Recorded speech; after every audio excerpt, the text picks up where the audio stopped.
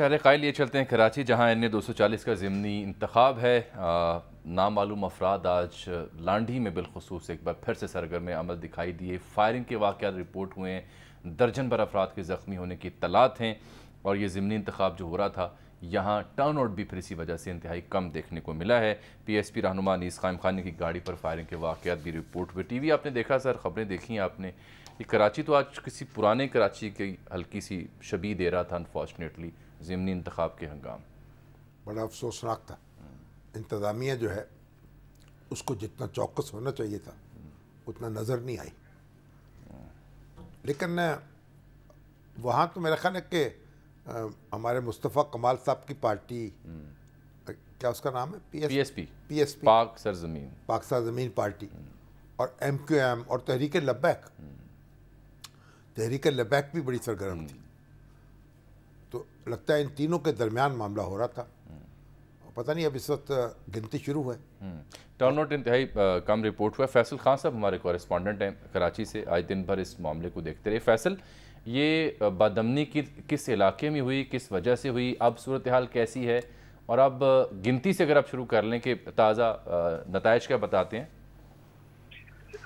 देखें, अभी तक जो नताइज आए हैं मुख्तलिफ पोलिंग स्टेशन के, तकरीबन जो है 26 के करीब जो है गैर हतमी गैर सरकारी नतीजा, जिसके मुताबिक महाजिर कौमी मूवमेंट के रफ़ीउद्दीन फैसल है जो पहले नंबर पर है। उसके साथ साथ MQM पाकिस्तान के और TLP जो है, इन तीनों जमातें जो है एक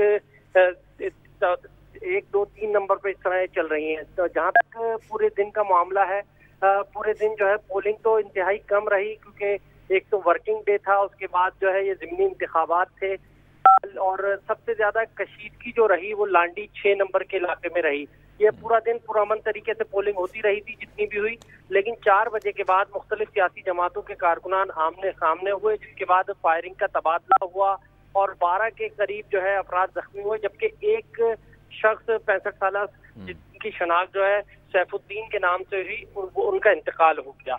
तो पूरे दिन में वैसे तो पुरअमन था, लेकिन 4 बजे के बाद जो सबसे ज्यादा कशीदगी वो लांडी 6 नंबर के मुख्तलिफ पोलिंग स्टेशन थे, जहाँ पर मुख्तलिफ सियासी जमातों के कारकुनान थे। वो पोलिंग स्टेशन के अंदर भी घुस गए, कहीं पे प्रिजाइडिंग ऑफिसर को भी तशद्दुद का निशाना बनाया। कई पोलिंग स्टेशन ऐसे थे जो है जहाँ पर ये जो प्रिजाइडिंग ऑफिसर और पोलिंग स्टेशन का अमला था वो वहाँ से चला गया, फिर पुलिस वहाँ पर पहुंची, रेंजर्स पहुंची, उसके बाद हालात को काबू किया गया। इस वक्त जो सूरत हाल है वो काबू में है, पुलिस रेंजर्स तैनात है सड़कों पर भी और मुख्तलिफ पोलिंग स्टेशन पर भी।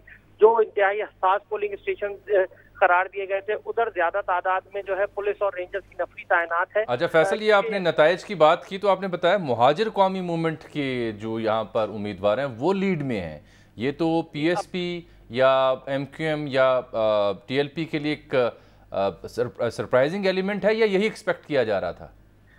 नहीं, बिल्कुल सरप्राइजिंग एलिमेंट है, क्योंकि 2018 के जो इलेक्शन हुए थे उसमें महाजिर कौमी मूवमेंट काफी नीचे नंबर पर थी, और इस वक्त तक जो 309 पोलिंग स्टेशन हैं उनमें से तकरीबन 45 पोलिंग स्टेशन का हमारे पास नतीजा आया है जो गैर हतमी गैर सरकारी। और उसके मुताबिक महाजिर कौमी मूवमेंट के जो सैयद रफ़ीउद्दीन फैसल हैं उन्होंने 1577 वोट लिए हैं।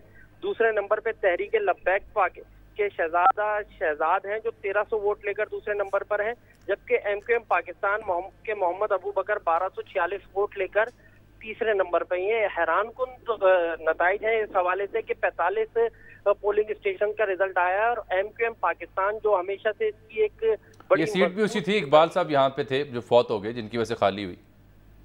जी, इकबाल मोहम्मद अली जो पाकिस्तान MQM पाकिस्तान के MNA थे, उनका इंतकाल हुआ था, उसके बाद ये सीट खाली हुई थी, और ये एक मजबूत गढ़ कहा जाता है MQM का।